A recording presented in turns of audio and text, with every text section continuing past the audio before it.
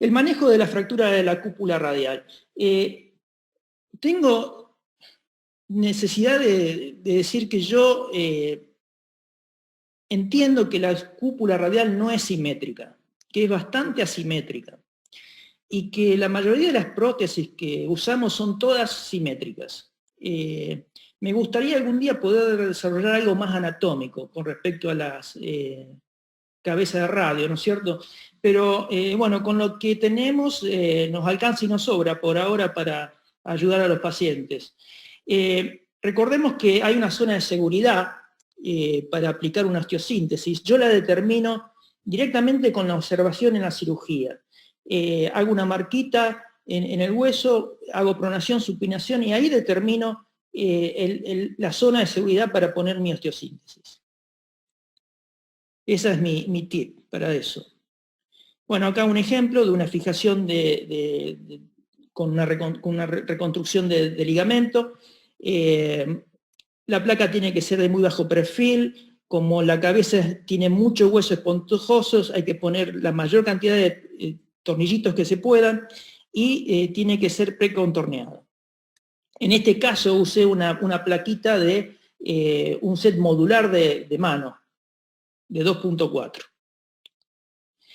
Bueno, el reemplazo de la cabeza radial está indicado en lusofracturas donde la cabeza radial no se puede reconstruir y cuando hay lesiones ligamentarias asociadas.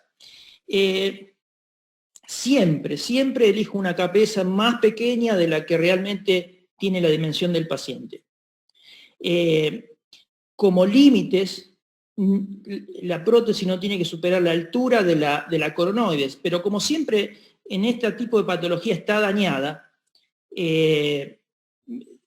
elijo una más pequeña. Mi propósito es estabilizar y prefiero que sea pequeña y no grande, porque si no eso empeora la función del paciente y genera un dolor crónico y un montón de problemas. Y en el plano coronal, el margen lateral de la articulación cúbito-humeral no debe ser superado por la prótesis.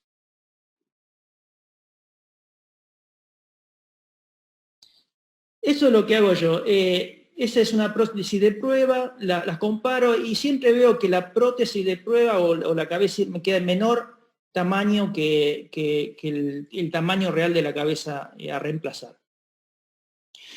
Bueno, voy a describir cómo más o menos el tratamiento actual con algunas cosas que hago yo que me han facilitado mucho la tarea en estos casos. Primero, intento definir qué columnas están afectadas en una luxación de codo con una fractura. La columna anterior, la columna medial, la columna lateral, cápsula, ligamentos, etc. Y ahí decido el abordaje quirúrgico. Y el abordaje quirúrgico va a estar determinado por la condición en que se encuentra la cabeza del radio, el tipo de fractura de coronoides y también la longevidad de la lesión. Y esto es importante porque no es lo mismo esta lesión en la primera semana que a la tercera. No es lo mismo. Y a la sexta tampoco. Y lamentablemente muchos de estos pacientes llegan tarde a la consulta y lo he tenido que operar más de 2 semanas después. Bueno, los abordajes que tenemos son básicamente dos, uno lateral y uno medial. El medial, como yo discutí antes, tenemos el de Hotchkiss, el del túnel carpiano y el que me gusta a mí, que es a través del túnel cubital. Y el que prefiere puede hacer los dos a través de un abordaje global posterior. Yo he abandonado por completo el abordaje global posterior y no lo recomiendo. He tenido muchos problemas con la piel, seromas, hematomas, necrosis, muchos problemas. Prefiero que la zona posterior del codo quede virgen de cualquier agresión quirúrgica. Con respecto a la cabeza radial, que va a determinar mi abordaje quirúrgico, lo determino con una tomografía. Me gusta pedir una tomografía en estos casos para saber bien la morfología de la fractura de la cabeza del radio.